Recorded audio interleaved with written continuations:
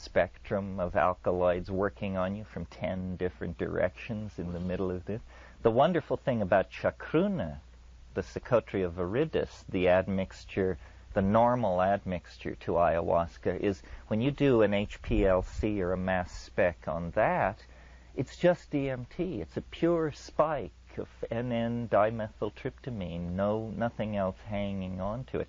And I think they are such subtle folk chemists that they have discerned this, not only located every possible source of DMT in this ecosystem of several 100,000 species, but then discerningly focused in on those that have the cleanest of these signatures.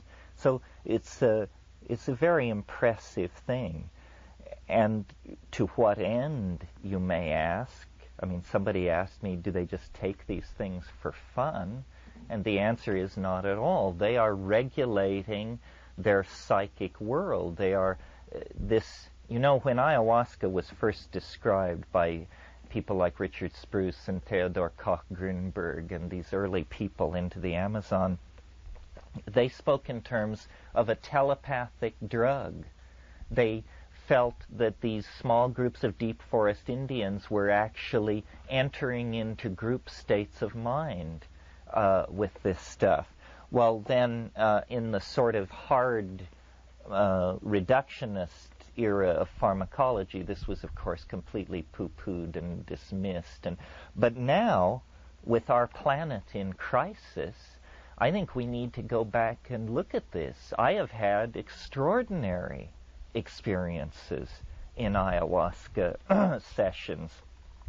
Kat isn't here, so she can't tell the story, but some of you may recall the story. In Don Fidel Mozambique's circle, he had a nephew. This guy was worthless. He was a small-time weed dealer, part-time pimp, mostly ne'er-do-well, but because he was the sobrino, the shaman's nephew, he couldn't just be tossed out. And he would come to these ayahuasca sessions, and the shaman, Don Fidel, Don Jose, the old guys, would sing these beautiful songs in Quechua, and he would sing against them. He would sing while they were singing. He would sing a different song. And these people, I don't know how true it is generally in Peru, but these Loretanos, the people of Loreto, are such fine people, they will never directly confront a social outrage. So everybody in the circle was uncomfortable with this guy, didn't want him back. It was the main topic of conversation when we all weren't loaded. But when we were loaded, there he would be, hassling the group. So finally, after about the third time this came, there were about 30 of us in the shed. Don Jose, this older guy, had made the ayahuasca, and he was quite proud of it. He was showing it off, and it was god-awful strong.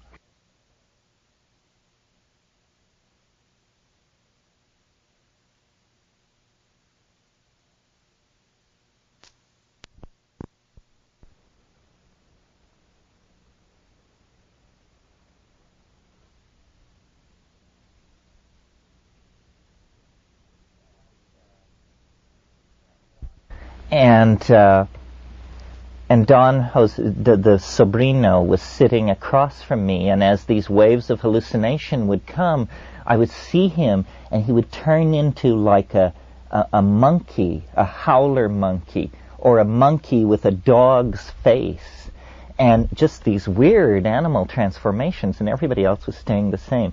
Well, Kat, who is a little less mealy-mouthed than I am, finally had all she was going to take of this guy. And we were all sitting there, and she just looked across the room. She just gave him what in English parlance is called a look that would kill. And he physically staggered backwards. And what I saw was these red darts come out of her eyes and go across the room. The singing stopped.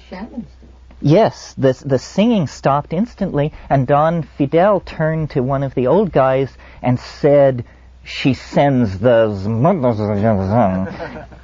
the other guy said, "Yes," and it was just this. It was a telepathic group experience where someone had been able to zing somebody else, and 30 people had seen it as a real thing.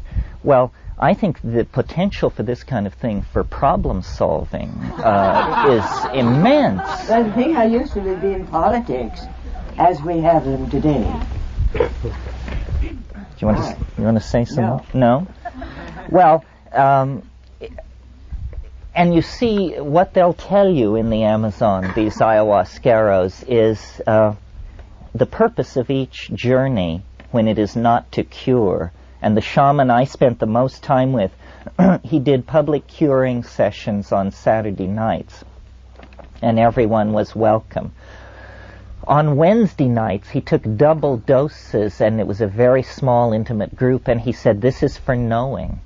Now we don't cure. This is to know and to see." And what this consisted of was the recovery out of the hallucinogenic state of what are called icaros. Icaros are magical songs, and the more of them you have, they are taught to you by the plant spirit, and the more of them you have, the more powerful a shaman you are. Well, these icaros, when you listen to recordings of them, they're quite beautiful, quite extraordinary. But when you're with the people, it's made very clear that an icaro is not something you listen to. An icaro is something you look at. You look at it. It is to be seen, even though it is made out of sound. As a composition, as a work of art, it is offered more in the vein of a painting than a song or a poem. What is happening is that in this group state of mind, the intentionality of the singer is beheld as a three-dimensional modality of light and of color.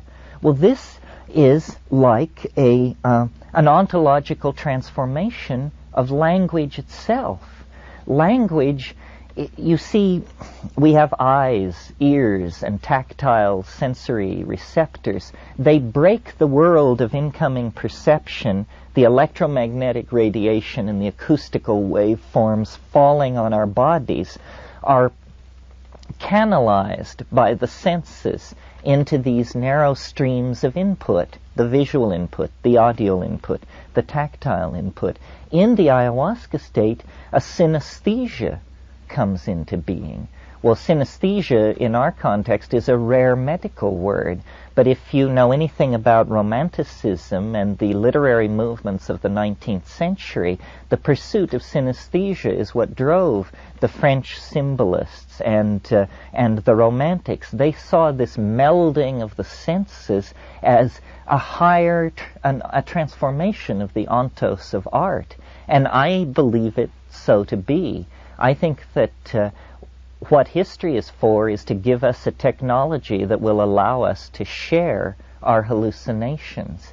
And they, the people of the Amazon, these los tribus, the tribal groups, have perfected a shamanic technology that allows them to do the same thing. It's this ability to display to your intimates the contents of your own head that creates a larger organism than simply the ego.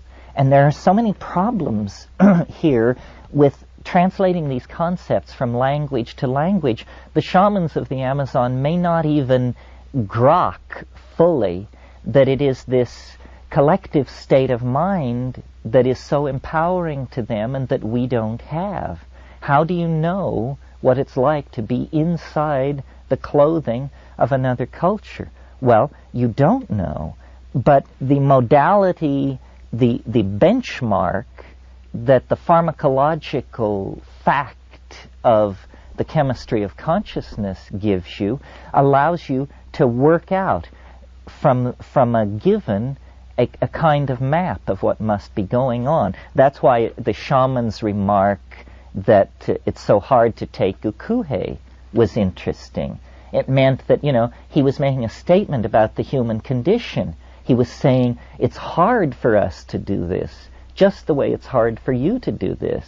I've discussed this with mushroom shamans in Mexico and ayahuasqueros in South America. They say it is not easy to do this. It is not easy to plunge into this hallucinogenic maelstrom. No culture prepares you for the modalities of the psychedelic experience. A culture can give you personal authenticity, self-control, and courage.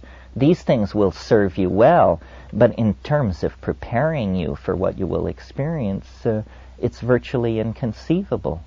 I think that the great gift that is going to come out of ayahuasca is the ability to open our heads to each other, to truly de-individuate, to truly create for ourselves a group mind, and now on a global scale. You see, the masculine engineering mentality is just running along behind the feminist, shamanist parade, hardwiring all the changes into technology. The engineering mentality doesn't believe it unless it turns on with a red light when you hit the button. But all that the engineering mentality can dream of or ever accomplish, it's in place in this vegetable matrix, this other way of doing it that doesn't give you much to show. No Amazonian shaman can point to an edifice like the World Trade Center or an atom smasher or a moon probe and say, the genius of my worldview allowed me to create these things. But the genius of their worldview allows them to create authentic caring, reasonable transmission of gnosis from one generation to another, an ability to walk lightly on the earth, an ability to intuit the needs and feelings of other people. And this is what we lack, is any sort of emotional sensitivity, any sort of ability to call on the racial mind at its roots to authenticate us personally in moments of stress and crisis. This is the ego really is a poor substitute for authentic being. And it's the poor substitute for authentic being that we have, each and every one of us, opted for. Man, woman, oldster, child. The neurotic programming is so deep that it is very difficult to transcend it. You see, I think, and Nicole is certainly a part of this phenomenon, that what really has happened, let's just say in the 20th century, it is that anthropologists, ethnographers, botanists, geographers, linguists have gone out to the four corners of the globe, the wastes of the Kalahari, the Amazon jungles, the storm-beaten shores of Kerguelen, all of these places, and they have come back with information. These people copulate in this position. These people intoxicate with this kind of thing. These people treat wealthy people this way. These people treat homosexuals this way. These people believe identical twins are this and that. All these ideas and technologies in the form of drugs, basically. And every jungle has consciousness transforming potential within it. Not all equally, but no jungle, no ecosystem is so poor that you can't find a consciousness transforming element in it. Well, as we now sort through this vast smorgasbord of options, should we practice the oracular systems of the Azande? Shall we all become Mahayanas? Shall we take up Sufi practices? What is our relationship to the shamanism of Tierra del Fuego? As all of this is sorted out in a kind of evolutionary fury, certain things are going to come to the fore.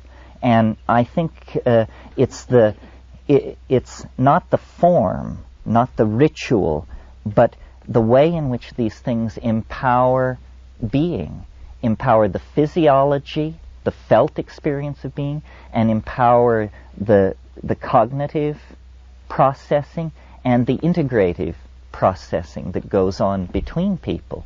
And in the world of paradisical Taoistic integration that I hypothesize preceded history still exists in the Amazon, in these basically in the ayahuasca complex, but then in all the other complexes that are the feathering out of the edges of that.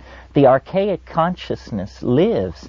This is why I think we are so strongly drawn to involve ourselves with these archaic people, because we recognize that they have answers to questions that we couldn't even ask until the 1960s.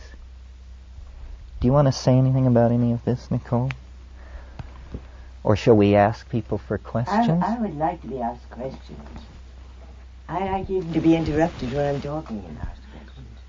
What do you mean by that? What is your experience with ayahuasca? Mine?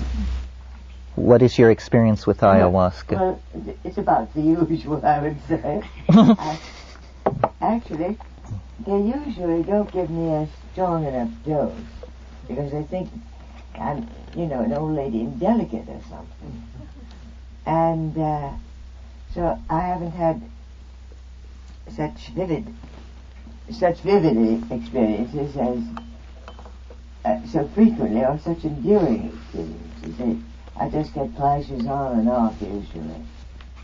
It's very hard for me to convince anybody that I am really a very tough old lady. And so they give me, mine have been oddly disappointing usually. For example, one night I couldn't see anything except the temples in Thailand. And I'd seen those already, so I wanted to see something new. Very elaborate Indonesian architecture. That wasn't what I wanted. And I kept saying, Senorita Ayahuasca, because that's the way you must address her. Please, turn it off and get me something else. But incidentally, the respect for such plants must always be shown, not only in your mind, but verbally and in the handling. When a witch doctor friend gave me my first, he sang a song to it when he dug it up. And he sang, Dear Senorita Ayahuasca, I am very sorry to have you leave me, but you are going to Senorita Nicole. She will be good to you. She is a good person. You will love her. She will love you very much. Please grow big and strong and active. And that is the way you must transplant. Did you do that with yours? Oh yes, and I blow tobacco smoke and the whole bit. Very close of you. But they are extremely aware of plant sensitivity, of course, and must always respect it. And the kalos, these magical songs, are so much a part. I was sometimes told that they didn't think the plants would work for me, especially when it was something they didn't want to give me, it was taboo, because I didn't know the song. Or if I knew it, I couldn't sing it properly, because nobody could who was not a Toto, for example. Did you have that experience? Oh yes. And they're very proud of the difficulty of these languages. These languages are extremely difficult to learn. Nicole's experience of finding it difficult to get thoroughly loaded is somewhat typical. There are a lot of problems. I mean, it took me a long time to get stoned in a native situation, because they always gave me too little, because they're all little. And they had a notion of the dose, and it just would barely rock my boat when it was clearly very intense for them. if you find yourself in South America sometime pursuing these mysteries, you may have to resign yourself to drinking a lot of swill before you get to something swell. I didn't really understand ayahuasca till I made it, till I was able to repeatedly make it and each time add more Secotria viridis to intensify the visions, and finally I got it where I wanted it. You see, one of the things there's so many things about ayahuasca that are interesting. It really is a unique thing. First of all, it is technically a drug in the sense that it's not a plant, it's not just one plant. With morning glory seeds, with peyote, with mushrooms, with datura, with cannabis. This is one plant. Ayahuasca is a binary weapon. You have two things which have to be combined for it to be effective. Well, now that not only means that it is a combinatory thing, potentially different each time, because the ratios are potentially different, it also brings the human element in very strongly, because it's going to be about who made it, in the same way that a souffle is about who made it, while a glass of water is not about who made it. And so personalities become involved here. Well then, because it's something made, it can be made strong or weak. It can be diluted. Now, if you're into it for the money, all you have to do is cut it 50% and you've got twice as much money and the stuff is half as good. This is familiar to all of you, I'm sure, who've dealt street drugs, this equation. You know, if you cut it by half, you make more money, but the stuff is garbage. Even liquor, the horror of cutting fine liquor and what that does to it. So you really have to know your guy or gal if it is the rare case when it is the ayahuasquera comes into the picture. There are ayahuasqueras. When Kat and I were in the Amazon in '76, we tracked down and spent time with Manuel Cordova Rios, who some of you may know his book, The Wizard of the Upper Amazon, by Bruce Lamb, is about Manuel Cordova Rios. Well, when we met him in '76, he was 93. He looked 55, but he did die a couple of years later. But he was still curing people and seeing people. And well, that reflects on my story. Nicole says he was an awful liar. We went to him, he was in Iquitos, and we said, we want real ayahuasca, we want the real thing. He said, you have to leave Iquitos, everyone here is a liar, a mentirosa. So he said, there is a woman, Juana Gonzalez Opie. Have you ever heard of her? No. His story was that as a 17-year-old girl, many years before, she had contracted leprosy. And there was no cure available to her except that he cured her with ayahuasca, but not before she lost her hands and feet. So she was clearly a heavy-duty person and had a great reputation. And we pursued her to Pucallpa, to Yarinacocha. We finally actually found her relatives, but she had gone to the Andes for a few months to cure. But in the process of trying to find Juana Gonzalez Obi, we met all these other curanderos. And this is often the way of it in the Amazon. You look for one thing only to have a reason for being there, and what you really are fated to find is something far different. Serendipity is Amazon travel. Yes, for sure. Yeah, it is. Hello. And you'd better be good at it. Isn't it time for lunch or something? I'm getting tired of sitting. It's getting close. Maybe we should break for lunch. It's a few minutes. Does anybody have any questions? Yeah, we could take a couple more questions. You were talking about admixtures, and did you have any comment of admixture of the Torahs into the ayahuasca or Not Brugmansia. Did you ever deal with Brugmansia? I've heard of it's being used in it because I'm scared of Brugmansia. I have known personally one case in which it killed so many brain cells, cortical cells, that the man was totally incurable, meninges, nobody could help. Yes. Besides the DMT, which is added to the ayahuasca to make it highly visionary, then there are what's called tertiary admixtures, a third component, and this is what Ken is asking about. There are many, many of these tertiary admixtures. I have 20 or 30 listed. And most of them, when you get them into the lab, are chemically complex. They are probably... Some are quite useless. Some are useless, but some, I'm sure, push it all over the map. Yes. And Datura is certainly one. Brugmansia is one. There are Abuta species. There are a number of these. But I'm still trying to master the two.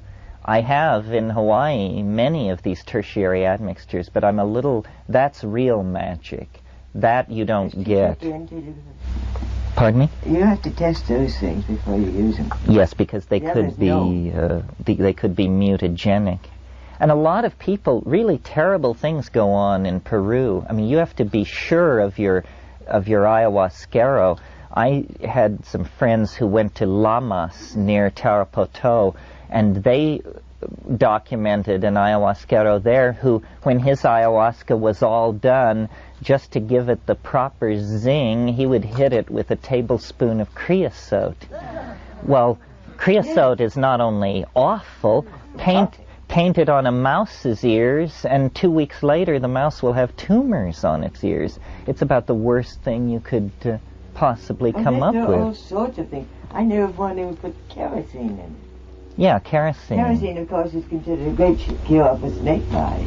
Right, they always want I remember to. landing in a village when, now, if anybody was sick, I had a lot of good medicines with me. In the early days when I didn't know so much about didn't believe in plant medicines. And they said, yes, there was a man there who had been bitten by a snake, a feather lance, a few weeks before, and he still wasn't well, though he'd had 2 whole bottles of kerosene.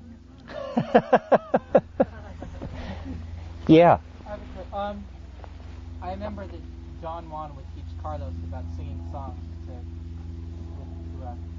with mescaline, and with the ayahuasca, there's songs. Are there songs? Yeah. Are there songs to learn with the magic mushroom? Yes, I think singing is sound, and language is what this is all about. I mean, we are not given to this, or I suppose I shouldn't make a generalized statement, but it's not my general tendency to burst into joyful song. But on the mushroom, voice, the purity of tone, the control, the almost synthesizer-like stability of the tone is shocking. Plus you can see it. You know, you swipe this way and you leave a chartreuse trail. You come down through it this way with a magenta stripe. You are sculpting in this audio dimension. Yes, all of this small family of hallucinogens that I talk of with such enthusiasm, they're all related. Psilocybin is a tryptamine.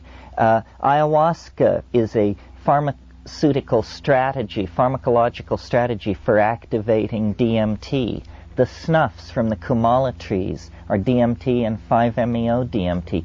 The drugs, the compounds that interest me are vanishingly small compared to the whole cornucopia of pharmaceutical nature. I'm not into the whole cyclicized amphetamine series, including MDMA and MDA. I find that not very compelling.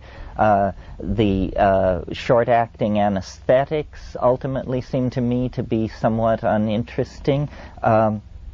I'm just a fanatic for this one thing because I want to very strongly make the point that, altered states. There are just thousands of altered states. Panic, love, despair, hatred, loathing, anxiety, and boredom, and drug states. You know, two scotches and an Irish coffee, all of this stuff. But what I'm interested in is this very specific thing that seems to me so transcendental and peculiar. It isn't a mirror to self. These tryptamines ultimately will be superseded in psychotherapy by something else, because they're not the best instrument for looking at the cracked personality. What they are is a tremendous instrument for looking at the invisible dimensions of the larger universe of mind. That's what they are for. So I think you should be through your stuff before you come to this. It will psycholytically clean you out. The first few trips will then be directed toward your stuff. And many people never push beyond that. They just say, my God, it was so horrible dealing with my fears and anxieties and stupidities and self-betrayals that I'm never going to go back. But if you will persist, eventually it no longer becomes about you. You become the small figure in the foreground of a vast and unfolding cosmic drama, not a personal drama. And that's the shamanic perspective. And every shaman must go through this shedding of personal identity to then reach an accommodation with it. That's why when I encounter the mind behind the plant, what I always say to it is, show yourself, reveal yourself. Let me see as much of you as I can stand. Don't tailor it for me. Don't kowtow to my needs. Push me to the limit. Let me see as much of your quintessence as I can imbibe without overflowing. Well, we'll talk more about this afternoon. Thank you very much. Good. Dealt with? Yeah. Yeah, you suggest that shamanism is like the way to get man into a harmony with earth and sort of back to nature sort of thing. Are there other ways, and if there are, do they have any commonalities? Well, I guess shamanism is what has been focused in on as the overarching metaphor, because all of these potential responses seem to lead somehow in that direction. I mean, the concept of shamans spans the notion in the modern usage from manager to poet. So it's a pretty broadly based concept. It's exalting a superior form of planning, which we could use some of at this point here. Okay, well, what we thought we would do this afternoon is I would talk for a little bit, and then maybe Nicole would respond to that if she felt like it, and then we would leave more time for questions than we left in the morning. I think both Nicole and I feel that the fruitful thing, the most interesting thing, is the questions, because left unquestioned, I tend to fall into my own creodes of habit and just repeat certain favorite numbers. But if you want to jog it in some different direction or cast it in a different light, then the question thing is good for that.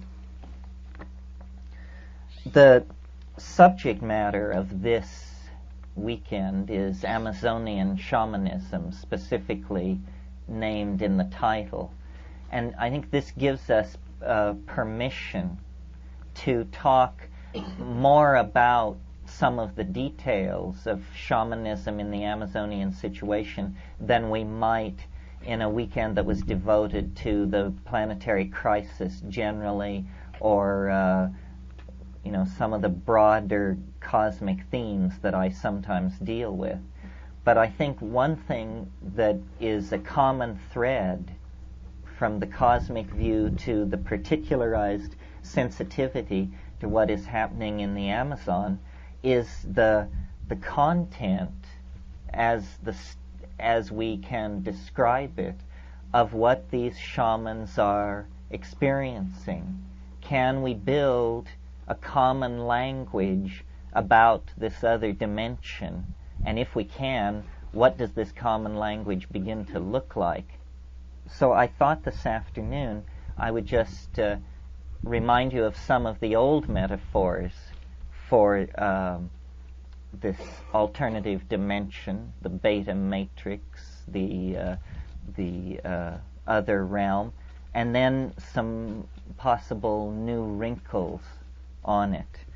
And I'm speaking now particularly of the intensified states that are associated with this shamanic complex of plants based on tryptamine. So it's a worldwide phenomenon. DMT is rarely distributed in any plant in sufficient quantity that it can trigger an unambiguous intoxication without somehow being concentrated. Either you have to extract and concentrate the bark, or you have to do a hot water extraction of the leaf, or in some way it has to be concentrated. Yet nevertheless, over the millennia, people have located the sources of this phenomena and spared no effort to make it available in a religious and shamanic context. Well, so what is it? The experience is can be very compressed and brief. In a typical DMT experience where it has been smoked, the onset of the experience is on the order of 30 seconds, and the duration on the order of 5 to 7 minutes. With ayahuasca, and sometimes the way the tribal people do it is they boost it. They take a second hit some hours into the thing. You can prolong these states of intense visionary synesthesia for hours. But, yeah? Is the DMT content in psychotropium enough to get off the smoke the leaves? No, I don't think so. A typical dose of ayahuasca that would be highly visionary will have 85 wet weight grams of Psychotria viridis in it. I would estimate that to be close to maybe 15 dried grams, dry weight of Psychotria. And that amount of DMT, if smoked by itself, not in the presence of an MAO inhibitor, would not be effective. You see, the genius of the ayahuasca pharmacology is that beta-carboline alkaloids like harmine and harmaline are being used to lower the threshold of sensitivity to DMT, so that a dose of DMT that would normally be not perceived is in fact, absolutely flattens you, because your sensitivity has been raised by the inhibition of these enzyme systems. Well, what is this like experientially? Well, it's as though, in the first 5 seconds, the room clears of air.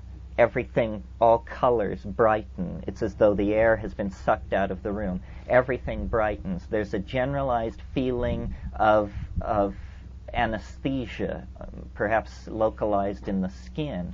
And then you close your eyes, and there is a mandalic formation of undifferentiated red and orange. This is some kind of, what you're actually seeing is the bow shock of this gradient of unusual neurochemistry hitting the synaptic membrane. One by one, the synapses are giving up their normal affinity for serotonin and instead converting over to the bioelectric dynamic molecule that is being suddenly offered to them. And as this occurs on a scale of millions and then tens of millions of synaptic locations, a higher cortical experience comes into being. There is a sound like the compression of a cellophane wrapper, a kind of crackling sound, and then a penetration into this alternative reality, some kind of a modality of light and distance and dimensionality that is somehow inhabited. This is the real shocker for the modern positivist, reductionist mind, that it is a world of spirit, of animate intelligence, of comprehending and relating that suffuses every atom of existence. And if you ask a shaman, what is this? He will answer without hesitation, oh, well, it's the realm of the dead, it's the afterlife, these are our ancestors. What he doesn't explain is why one's ancestors should look like they're made out of gold and brass and be puttering around like jeweled basketballs, speaking in hyperdimensional syntactical languages which condense on the floor in front of you. Apparently, these are questions which are reserved for a deeper level of initiation. But in any case, they say, oh, these are the ancestors. Well, this is I've been in this biz for 20 years, and at some time in the past I must have faced this and repressed it. But recently it has come to me what a stunning denouement this would actually be if this is truly and in fact what shamanism is about, and that we merely have to open ourselves to what these people are saying. And what they are saying is there is a chemical technology for accessing the beyond, this higher mathematical manifold where that which has been and that which will be is somehow kept, some Blakean domain of potentiality that can be accessed. This would explain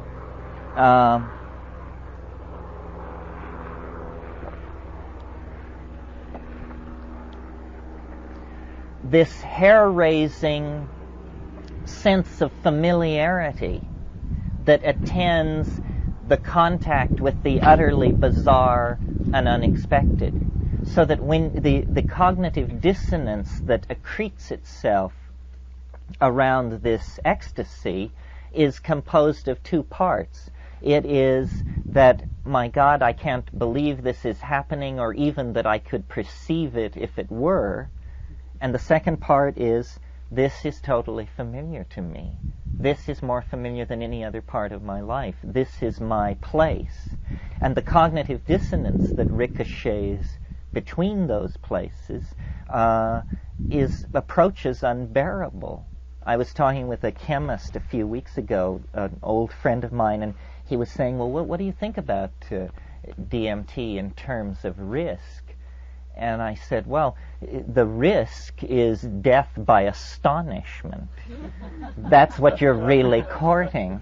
And, if you don't think that's possible, it's because you've never done this, because you pass that close. I mean, you just say, this is amazement on a spectrum which could kill you if you let it run out of control, because it is so intense. It is so improbable, and yet so familiar. Well, if it were somehow tied into this afterworld domain, this would all begin to make a certain weird kind of sense. Rupert Sheldrake has suggested what he calls necrotic biochemistry, that the dying process is actually the process of release of tryptamines into deep brain structure.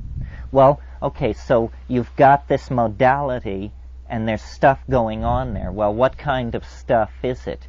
Well, chiefly it seems to be a kind of domain where information is being passed around. Information is being offered, and it's being traded. And I've often tried in reconstructing these experiences to feel into, where have I had this feeling before? This feeling which I now have